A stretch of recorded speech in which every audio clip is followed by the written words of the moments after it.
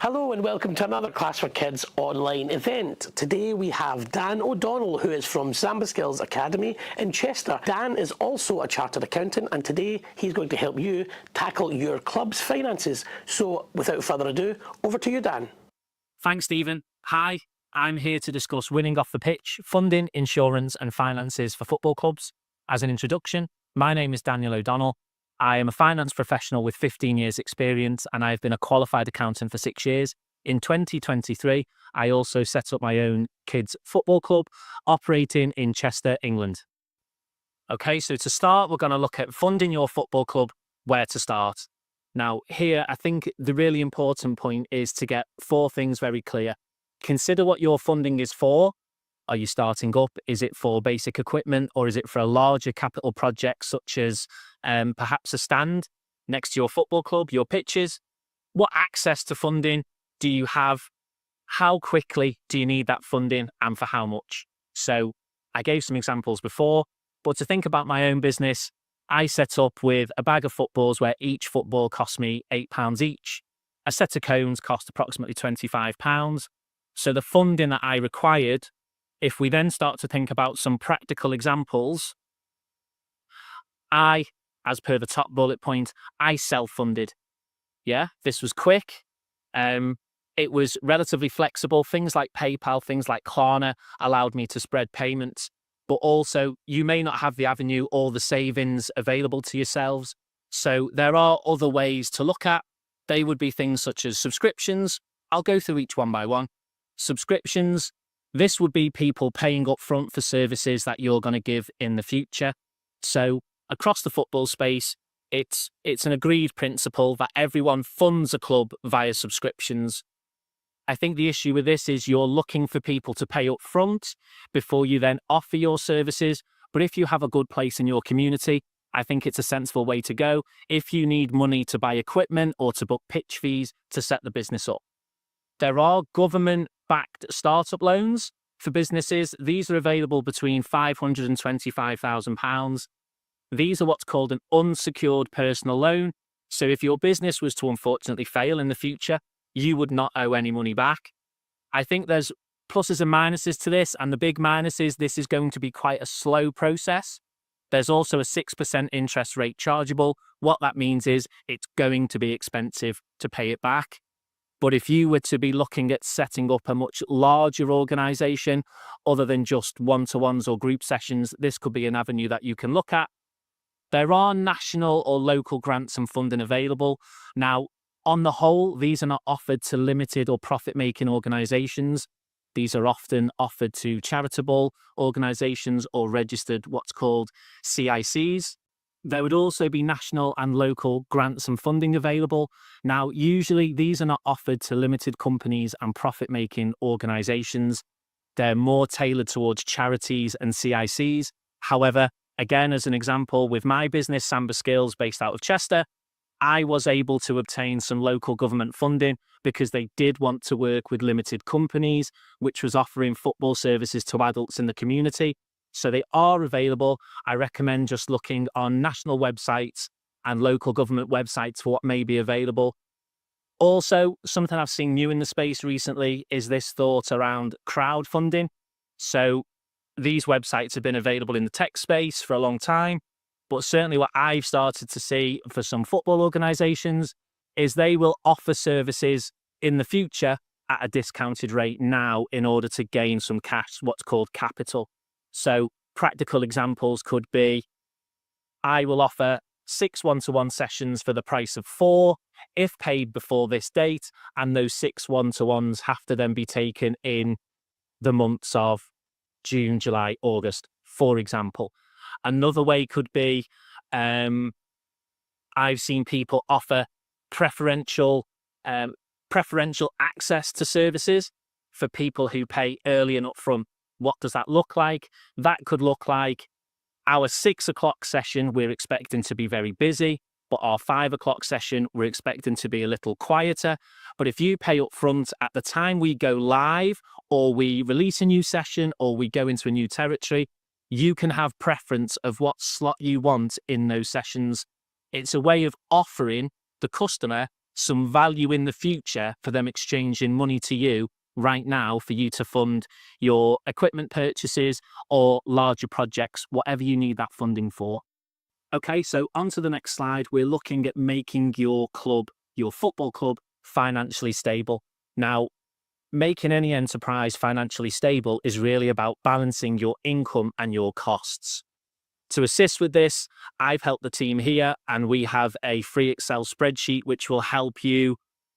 It will help you start to balance those income and those costs, and for you to start to realize where some of your financial wins and losses may be.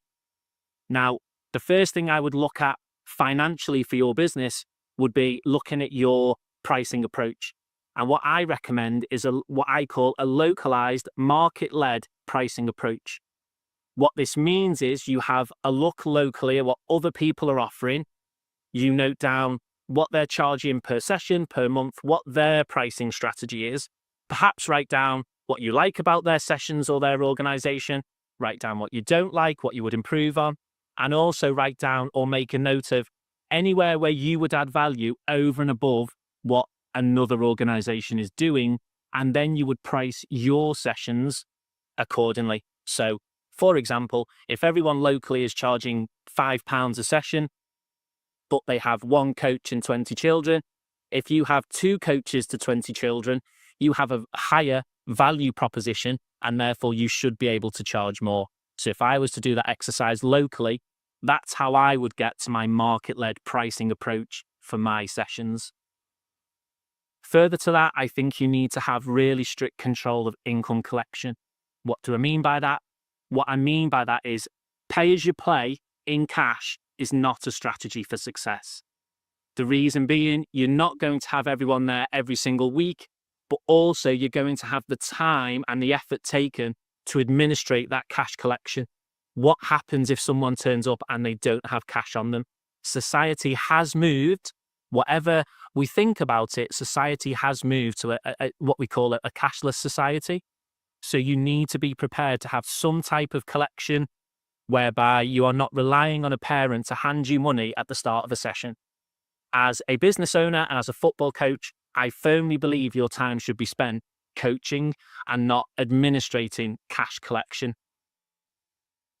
So the next thing I look at, we've looked at income, we've looked at cash collection. Now we need to start to look at the costs of inputting into your business. So if you are thinking of starting up or you're relatively new in your journey, your biggest initial running cost is going to be your time. Now, at the point of consumption, that is free. What do I mean by that? It doesn't cost you any time to turn up and to deliver a session. You don't have to pay yourself to turn up and do that. Your time is free, although you should expect and will expect to be paid at some stage in the future. But ultimately, to start with, to get going, your time is free. The next large cost you are going to encounter, particularly through winter, is your pitch and facility fees. So start to think practically about how these can be managed. Can you, just some practical examples I do in my business, I get a discount at one facility for block booking. So rather than booking week by week, I will book a month at a time and I get a small discount for doing that.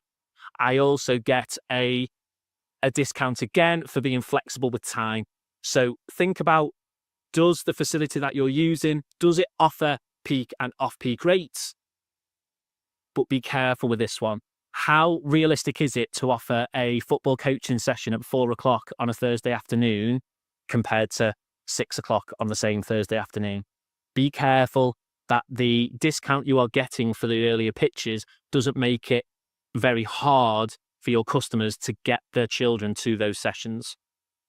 Again, I could go into great amounts of detail in how to make a club financially stable, but just to assist business owners, we've got a free Excel spreadsheet, which everyone on this webinar will be sent afterwards. And if anyone's got any questions or any comments, if you pop them in the chat box, someone will be on hand to assist. Okay, so now we need to look at understanding personal insurance and any business insurance required. What do we really need? What are the essentials? So the essentials is really 2 points. You must have, you must need, you absolutely 100% have to have public liability insurance. Now, what does this mean? This means if a child comes to one of your sessions and a parent places a claim against you for an injury or something that happened in that session, you are covered. Okay? It is an absolute must have. The next one is thinking about your own personal accident insurance. Now, a lot of insurers, if you take out a public liability policy with them, a lot of them will give you personal accident included. So when looking, please check the T's and C's for what you're signing up to. But personal accident insurance covers you. So it covers yourself for the purposes of when you are delivering those sessions. Should you injure yourself during a demonstration, for example, it will cover you mostly for loss of earnings.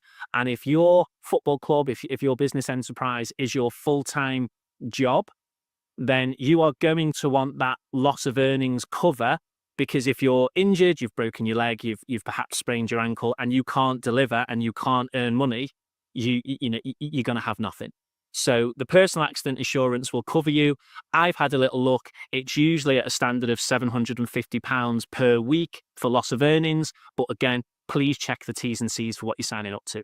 Looking at club insurance again, we now get into some optional areas, but certainly areas that can be very valuable. Sports equipment insurance does what it says on the tin. It insures your sports equipment for loss, damage, or should it be stolen. Usually this is repair or replacement. Now, again, just a practical example.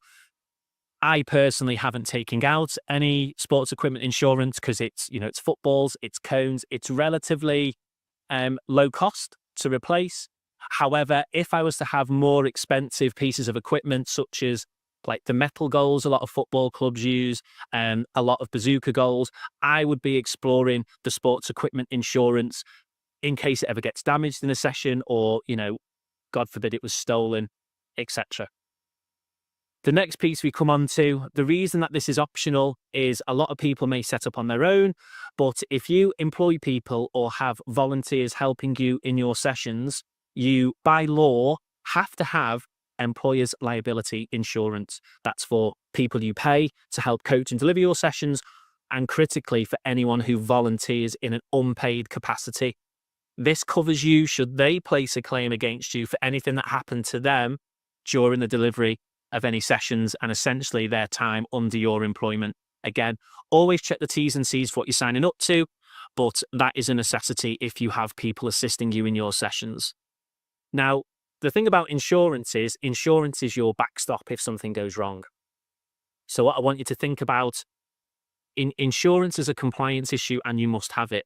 But what I want you to think about as a business owner is really start to think about how you manage those risks. Essentially, we want to stop things going wrong before they go wrong.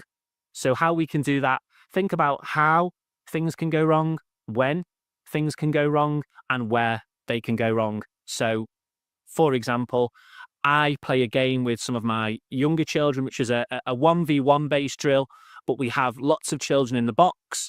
And I've noticed recently there's becoming a risk of head injury. We haven't had one, but there's a risk there. So I have changed that game to something else. And we no longer play that game that we initially done, because in watching it, I have gone, there's a risk here. A child can bump each other in the head. And obviously that could lead me liable if a parent wanted to place a claim against me if injury was sufficient. So think about the how, the when, the where, and then start to introduce elimination and reduction strategies. Change what you're doing. If pitches are icy and frosty, you shouldn't be training on them. So again, just eliminate the session. Okay, and the last piece here is you need to think about thoroughly vetting any employees or volunteers that you have coming into your organization. So some practical examples of those will be, can you do some background checks? If it's someone you used to play with or someone that you know, can you phone round and just ask for a bit of personal opinion about this person? Can you get a DBS or disclosure check against that individual? Can you get any references? Again, phoning round, asking others. Can you think about having them in for a trial session? So to say, can you come in? Can you deliver a trial session and I will watch? And then also you may want to have some supervised periods whereby they are going to deliver sessions. They are going to be in and around your business, in and around the children and possibly their parents, and you can supervise their conduct and ensure that it meets the standards that you require for your business. Okay, so now we start to move on to what's called budgeting and financial planning for success. Now, budgeting, forecasting, financial planning, they're all words that ultimately mean plan. Okay, so here we need to start to think around planning for success financially. Okay, so again, the word budget, the word forecast, it's just a plan. Can we plan on a week by week or a month by month basis if we're not doing so already? The reason I say that is you can take every week or every month and you can start to add them together to make weeks into months, months into quarters, quarters into a season, or potentially do a full calendar year. Now, again, we've provided a free Excel spreadsheet which will help with this, but ultimately, if you're not doing it already and the thought of it is quite daunting, I recommend keeping it very simple. Even though I'm an accountant by trade, to start with, my business plan was written in notes on my phone, and where numbers were required, they were just done in Google Sheets or Excel. Okay? So if you're going to have a plan for financial success, the first thing you need to think about is your revenue, the money that's coming in, the money that people are paying you to ultimately coach their children how to play football. Now, my point here again is you need to have a reliable and robust method of revenue collection. People paying cash at the door or at the pitch side, I don't personally believe is a recipe for success. You will end up spending more time administrating that cash than what is worth for not having an automated payment collection in the background. Someone turns up, they want to see you coaching their child. They do not want to see you spending 5 to 10 minutes administrating cash. Okay? So that starts to get us thinking about our revenue. And what we need to do when we plan our revenue is you need to identify what's called your drivers. So the number of players per session, per month, whatever that looks like for your business. How many players have you got? And how much are you charging for that player per session or per month? So start to think around those drivers, okay? So if you're expecting a capacity of 20 children and you're charging £5 a session, okay? That's £100 per session. And if you have 4 sessions this month, that will be a plan of £400 revenue for this month. Okay, but unfortunately, any business comes with an element of cost, and you have to do exactly the same just for your costs now. You need to identify your cost drivers, which for me will be looking at the number of sessions you have per week, and they are likely to then be pitch fees, facility fees, and coach fees for anyone who you may employ in your organization.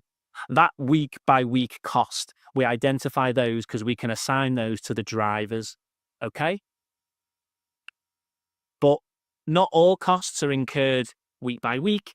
So the next piece is start to think, do I have any one-off costs or unexpected costs that are going to arise?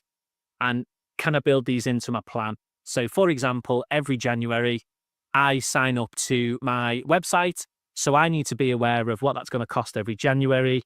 And if I'm not expecting to have the cold hard cash in January, can I start to save a little bit in October, November, December? It's a once a year payment, okay? Any unexpected fees, usually around the summer or the start of a season, so September, I'm going to be replacing equipment and that is going to cost some money. I'm not going to be doing it every week, but I've identified where it is and I've put it into my plan, okay?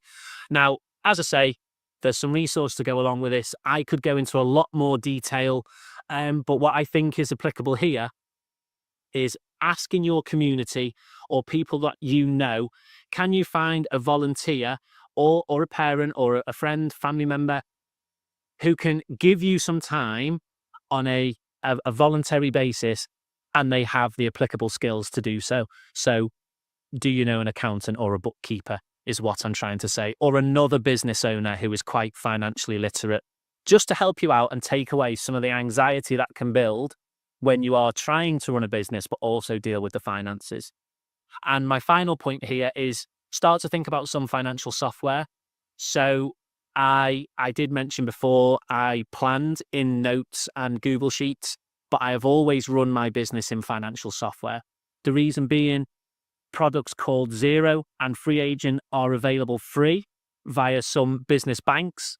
That should be available on Google. Or they start, in the case of Zero, they start for as little as £2 a month.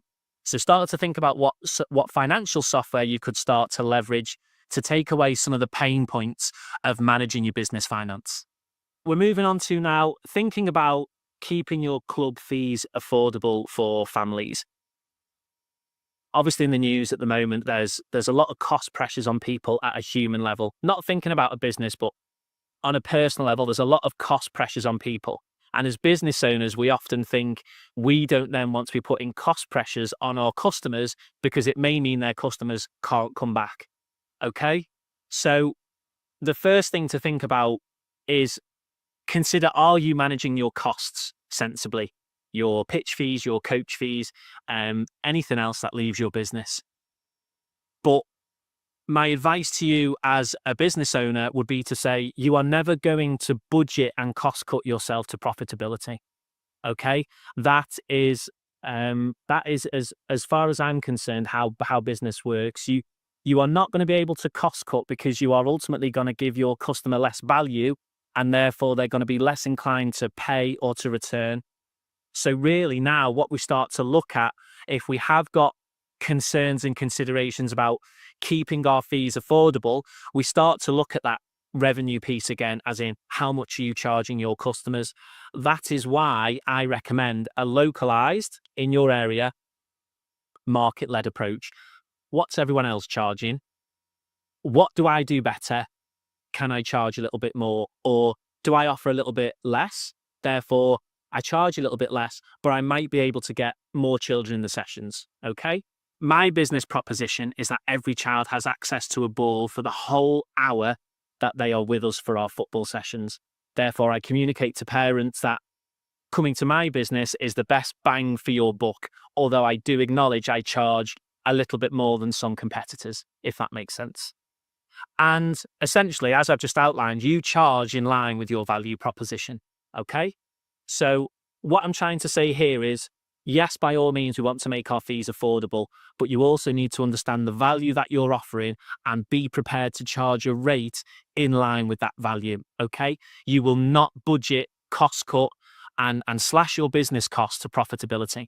So if we've done that and we've exhausted those avenues, you can now start to look at alternative revenue streams to bring money in, okay?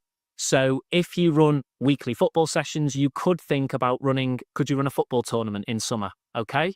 This might have a good marketing potential whereby you can advertise your services to a whole host of players and a whole host of families. But critically, it's also another revenue stream if you are struggling to manage costs in your business. You can look at sponsorship, you can look at partnerships. Can you get someone to sponsor the kits that you potentially give away to the children? Can you partnership with other businesses and other facilities, either to get some discounts or to get yourself new revenue streams? You know, for argument's sake, if they run a summer club, could they bring you in to help assist and deliver? Okay.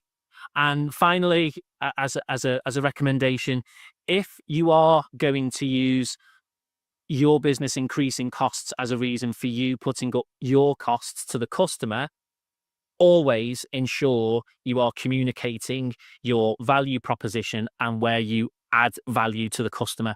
So what I mean by that is, if you're telling someone the prices are going to go up, tell them what you are still going to offer, what you are still going to commit to, and what is still quality about the business that you have and why they should continue to be a customer for your organization. Okay, so now we need to look at avoiding your financial pitfalls and staying compliant. Okay, now what I can't do here is offer everyone tailored advice, but what I can say is be aware of who you need to report to. So if you are a registered football club, that is likely to be the FA or other governing bodies. If you are a limited company, it's going to be HMRC and Companies House. So start to be aware of who you need to report your financial statements to. You are likely to have, potentially you're going to have tax, payroll and legal submissions. Now, you must be compliant. That that is, that is law. You have to be compliant with these submissions. What I would be doing here is I would ask for qualified volunteers to assist you in this process, or I would pay an accountant to do this for you. Okay. I know the thought of paying someone externally to do something maybe it may bring up some anxiety, thinking, how am I going to afford that? But ultimately, that professional will do it much quicker and with much more clarity than you will be able to do it yourself. Okay. You can then start to think about how can you leverage those financial softwares such as Xero. There's another one called QuickBooks, which is well adopted in the market, and free agent financial software. How can you leverage them? So that might be, you might be able to prepare some of your accounts for an accountant, which would make it cheaper, or you could prepare them for someone who is going to assist you in the submission process. Something we often get asked is around the financial audit. A lot of people are, perhaps work jobs where they see a financial audit every year in the organization that they work for, if their kids club isn't their full-time job, and they think, oh my God, I need a financial audit. Now, the reality is a lot of organizations on this webinar, they're not going to be large enough to legally require an audit, okay? But if you are one of those larger organizations, or you just want the peace of mind, you will be able to appoint an accountant to audit your organization, okay? They will look at things such as fraud. Are you doing enough to combat fraud, bribery? They also ensure that your financial statements are truthful when they do get submitted. But as I say, I think most people on this webinar will not require that final service. Any questions, any comments, pop them in the chat box, or have a look on Google to see where the threshold may be. Okay, so that brings us to the end of the webinar. I really hope you've been able to watch this and take some notes and make some action points for your own business. You will now be sent the documentation, such as the Excel spreadsheet, to help you with your financial plan. Any further comments or chats, please put them in the chat box. I wish your business every success for the future, and thanks for tuning in.